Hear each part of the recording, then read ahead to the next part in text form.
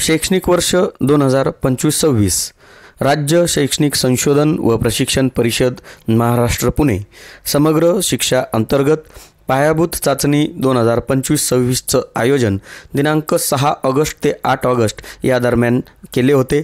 त्या पायाभूत परीक्षेचे पेपर आपण या दरम्यान घेतलेले आहेत। या पायाभूत चाचणी परीक्षेचे गुणदान आपल्याला विद्या समीक्षा केंद्र यांच्या मार्फत दिलेल्या सुपचॅट बाय कॉन्व्होजिनियस या ॲपवर आपल्याला नोंदवायचे आहेत। चला तर पाहूया आजच्या व्हिडिओमध्ये सुपचॅट ॲपवर पायाभूत चाचणीचे गुण कशा प्रकारे भरायचे।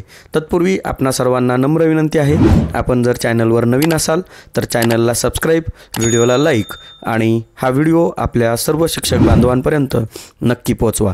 सर्वप्रथम आपण आपल्या प्ले स्टोअरवर जायचं आहे।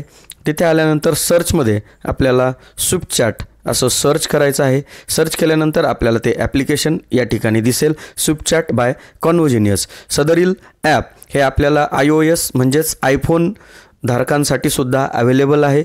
ॲप स्टोअरवर जाऊन आपण सुपचॅट नावाचं ॲप्लिकेशन आयफोन युजर्सनी डाउनलोडसुद्धा करून घ्यायचं आहे। ॲप डाउनलोड झाल्यानंतर आपल्याला या ठिकाणी ओपन असं दिसेल। इथे एक लँग्वेज सिलेक्ट करायची आहे, जी लँग्वेज आपल्याला कम्फर्टेबल असेल ती लँग्वेज आपण या ठिकाणी सिलेक्ट करायची आहे। कंटिन्यू या बटनाला क्लिक करायचं आहे। इथे तर आपल्याला शालार्थमध्ये जो मोबाईल नंबर आपला रजिस्टर आहे त्या मोबाईल नंबरला टाकायचा आहे। सेंड OTPला क्लिक करायचं आहे। आलेला OTP आपल्याला या ठिकाणी भरायचा आहे। कन्फर्म या बटनाला आपल्याला क्लिक करून घ्यायचं आहे। क्लिक केल्यानंतर आपणासमोर असा डॅशबोर्ड ओपन होईल आणि या ठिकाणी पॅट महाराष्ट्र, स्मार्ट उपस्थिती अशा पद्धतीचे काही ऑप्शन, स्वाध्याय उपक्रम आपल्याला अशा पद्धतीचे काही ऑप्शन या ठिकाणी दिसतील। इथे आल्यानंतर आपल्याला सर्वप्रथम आपलं रजिस्ट्रेशन नसेल तर आपल्याला आपला शालार्थ कोड UDIS कोड टाकून आपलं स्वतःचं रजिस्ट्रेशन करायचं आहे। ज्यांची कोणाची बदली झाली असेल किंवा मोबाईल नंबर शालार्थमध्ये अपडेट केलेला असेल तर त्यांना या संदर्भात आपल्या चॅनलवर व्हिडिओ अपलोड केलेला आहे। चॅनलमध्ये सर्च करून आपण या रजिस्ट्रेशन संदर्भातले व्हिडिओ पाहायचे आहेत। जर ज्यांना पॅट महाराष्ट्र अशी ऑप्शन दिसत नसेल तर डिस्क्रिप्शन बॉक्समध्ये या पॅट महाराष्ट्रची लिंक दिलेली आहे। त्या लिंकला क्लिक करून आपण ॲटोमॅटिक या सुपचॅट नावाच्या ॲपमध्ये येऊन पॅट महाराष्ट्रमध्ये येणार आहोत। पॅट महाराष्ट्रावर आल्यानंतर आपल्याला त्यावर क्लिक करायचं आहे। क्लिक केल्यानंतर या ठिकाणी डाव्या कोपऱ्याला प्लसचं चिन्ह दिसतं आहे आणि त्याच्या शेजारी 4 टिंब दिसत आहेत, 4 चौकोन दिसत आहेत। त्या 4 टिंबांना क्लिक करायचं आहे आणि होम मेनू यावर आपल्याला क्लिक करायचं आहे। आपल्याला जे होम मेनूला परत जायचं आहे याला होय म्हणायचं आहे। होय केल्यानंतर आपल्याला विद्यार्थ्याच्या कामगिरीची नोंद ठेवा असं ऑप्शन दिसेल, यावर आपल्याला क्लिक करायचं आहे। त्यानंतर आपल्याला पुढे वर्ग निवडण्यासाठी येतील। इयत्ता पहिली किंवा आपल्याकडील जो वर्गाची सुरुवात आहे त्या वर्गाच्या पासून ते शेवटच्या वर्गापर्यंतच्या इयत्ता आपल्याला या ठिकाणी दिसतील। इयत्ता पहिलीसाठी मूल्यमापन चाचणी नाही, त्यामुळे आपण इथे इयत्ता दुसरीपासून पुढच्या वर्गांसाठी हे मूल्यमापन उपलब्ध आहे। आपण एक वर्ग या ठिकाणी उदाहरणादाखल निवडूयात। त्यानंतर आपल्याला विषय निवडायचा आहे। या ठिकाणी एक विषय आपण निवडलेला आहे, तो जो विषय आहे तो आपल्याला कोणत्या माध्यमाचा आहे ते माध्यम आपल्याला निवडायचं आहे। ती लँग्वेज कोणती आहे ती या ठिकाणी निवडून घ्यायची आहे। या ठिकाणी मराठी फर्स्ट लँग्वेज आपण निवडलेली आहे। इथे आपल्याला ज्या वर्गासाठी आणि ज्या विषयासाठी आपण निवड केलेली आहे ती अचूक आहे का हे एकदा बघायचं आहे, बरोबर आहे का बघायचं आहे। याला होय म्हणायचं आहे। होय केल्यानंतर आपल्याला एक विद्यार्थी या ठिकाणी निवडायचा आहे। त्यासाठी सिलेक्ट रिस्पॉन्स यावर आपल्याला क्लिक करायचं आहे। आता या ठिकाणी बऱ्याच जणांच्या काही समस्या असतील।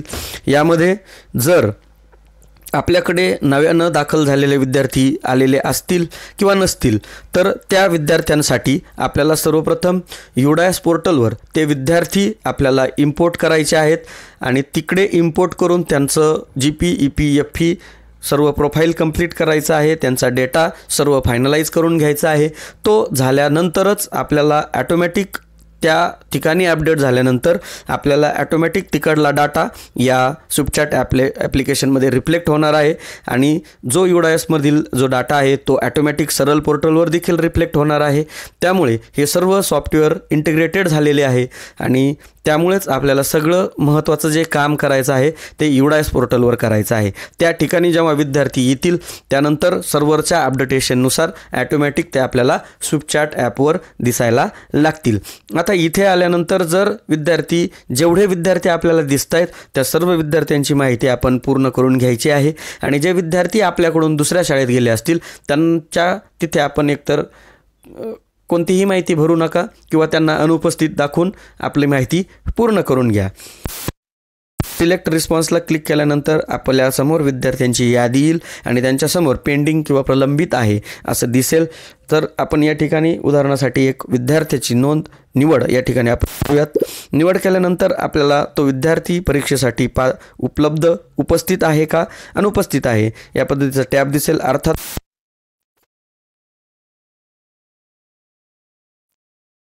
बंद करण्यासाठी मूल्यांकन सुरू करा इथे 9 प्रश्न विचारले जाणार आहेत आणि त्याचं मूल्यांकन सुरू करा असं आपल्याला दिसणार आहे। आता प्रत्येक इयत्तानिहाय इथे प्रश्नांची संख्या वेगवेगळी असणार आहे त्यामुळे या वर्गासाठी इतके प्रश्न या ठिकाणी दिलेले आहेत। मूल्यांकन फक्त सर्वेक्षण सुरू करा आणि अनुक्रमांक टाकून त्या विद्यार्थ्याला मिळालेले गुण टाकून ॲटोमॅटिक थोडासा यामध्ये डॅशबोर्डमध्ये चेंज झालेला आहे।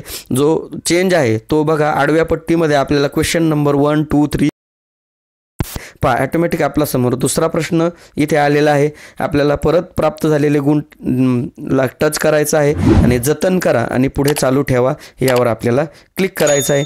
या पद्धतीनं आपल्याला त्या विद्यार्थ्याला जसे जसे गुण प्राप्त झाले तसतसे आपल्याला ते गुणांची नोंद करायची आहे। यासाठी आपल्याला पायाभूत चाचणीचे पेपर या पद्धतीनं आणि होम मेनूला आपल्याला क्लिक करायचं आहे। पुन्हा आपल्याला विद्यार्थ्याच्या कामगिरीची नोंद ठेवा असं येईल।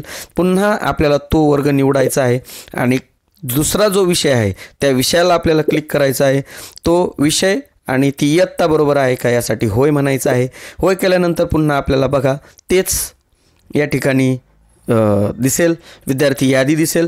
त्या विद्यार्थ्याला आपल्याला निवडायचं आहे, उपस्थित म्हणायचं आहे, मूल्यांकन सुरू करा असं म्हणायचं आहे, सर्वेक्षण सुरू करा असं करायचं आहे आणि एकूण जितके काही प्रश्न त्या ठिकाणी विचारले जाणार आहे त्या प्रश्ननिहाय आपल्याला अशा पद्धतीनं गुणांची नोंद करून घ्यायची आहे।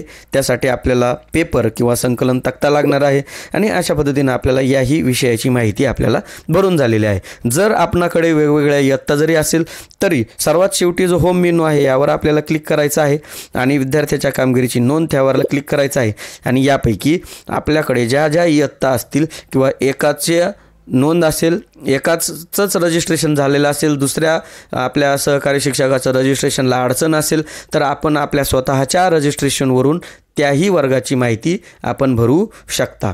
अशा पद्धतीनं या संपूर्ण वर्गांची माहिती आपल्याला इथे भरायची आहे।